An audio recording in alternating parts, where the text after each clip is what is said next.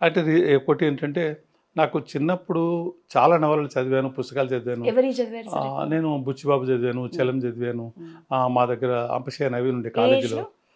73 అంటే మీకెంత? 74లో 74 అంటే గ్రాడ్యుయేషన్ ఓకే. హ్మ్. చదువుతున్న దశలో ఎక్కువగా విరివిగా చదివాను. హ్మ్.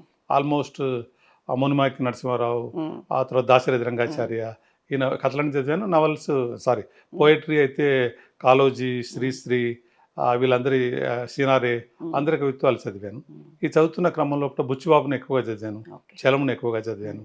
హ్మ్. కొడవటి కుటుంబరావుని చదివాను. హ్మ్. ఎక్కువగా చదివింది చలం, హ్మ్. బుచ్చిబాబు, దాశరథి రంగాచార్య, హ్మ్. అంపశయ్య నవీన్ ఈ హ్మ్. నవలలు ఎక్కువ చదివాను.